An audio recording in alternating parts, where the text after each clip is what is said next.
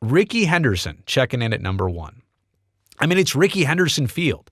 And I forgot to mention Stu, obviously being an Oakland product and Oakland born and raised. And Rickey is of that same background too. Number 1 on my list, the man of steel. 14 years with the A's, 1,700 plus games played, 867 swipes alone with Oakland.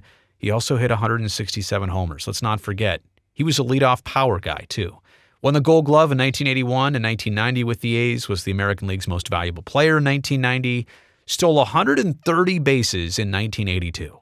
Now, the rules have changed with steals and pitchers and all that stuff lately, and the pitch clock, and the pitch timer, and disengagements, but I still don't even know if somebody's going to get to 130 like he did when the rules were tougher to steal a bag.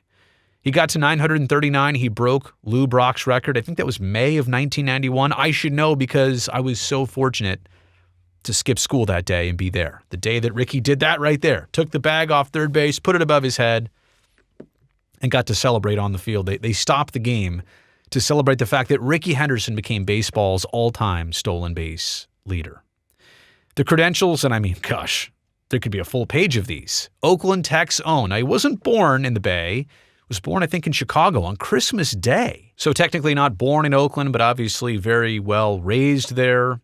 How crazy is it, right? That somebody who's an Oakland Tech product eventually has the Major League field named after him. Rickey Henderson Field, as of maybe 10 years ago. I'm losing track of the years.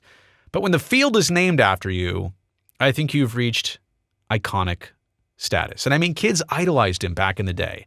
From the way that he used to take a lead and have his fingers like this, to those Mizuno batting gloves, to the way, and I'll talk about his swagger here in a second, he'd hit a home run and he'd pop the collar. I mean, he was popping collars 15, 20 years before it became like mainstream. And the little toe tap and everything that Rickey would do, or out in left field, a can of corn fly ball, he'd get like this, pat it, knock his glove, and then swipe catch it out of the air. Rickey Henderson was so confident, and it showed. He was such a performer, such an entertainer. Not just a great player, but somebody who really knew how to do it with style. He also went on to play Major League Baseball until age 44. And to be quite honest, even in recent years and decades as a member of the A's coaching staff and a special advisor, he still looks like he could play.